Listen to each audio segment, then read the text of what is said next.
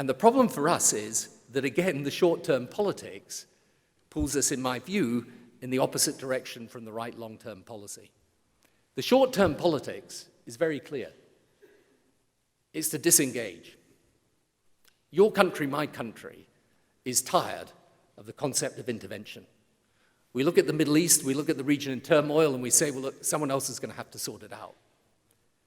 Unfortunately, it's my view that these problems are not going to sort themselves out and will require us to remain engaged. Now, not always militarily by any means, but a policy of engagement I still think is absolutely fundamental to dealing with this issue. What should that policy of engagement be? It should be to help the governments that have not already fallen to undergo a process of evolution, because evolution is better than revolution, but the status quo is not an option. It should be to help them take the measures they need to take on their economies, which are desperately in need of reform, and to produce jobs for young people. Out in the Middle East right now, the average age of the population in most of the countries, for example, Egypt, is about 25 or 26 years old. In the Gaza Strip, the average age of the population is 19. A quarter of the population is under the age of 5. So if you look at the future, unless their economies are going to move, we are storing up enormous problems for ourselves. The real distinction today, politically, in my view, is not really between left and right. I mean, I know we like to conduct our politics in that way, and sometimes I think it's actually very unhelpful that we do, because it's really a 20th century hangover, in my view. The real distinction today is between the open mind and the closed mind. You know, and the only way of the future is the open mind. Are you open to new ideas, new ways of thinking, different people, different cultures, different faiths, different races and nations?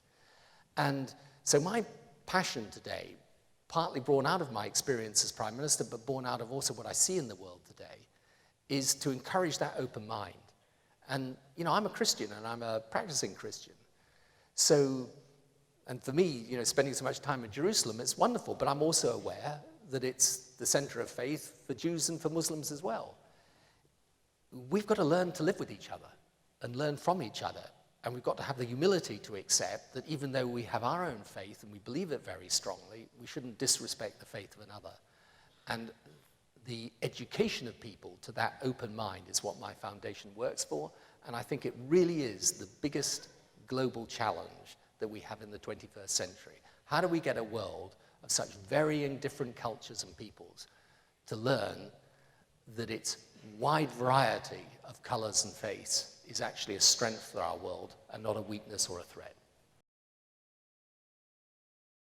Ultimately, your responsibility as a leader, your real responsibility to the people, is to do what you think is right. It may not be right, by the way, but you should do what you think is right. Then it's up to the people to judge. But the day you cease to do that on the big decisions of the day is the day you dishonor the role that you're in.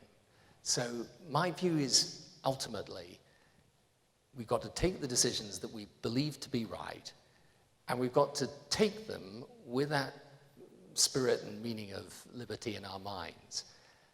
And the values that we believe in and hold dear in our countries, you know, sometimes we like to denigrate our own countries a bit.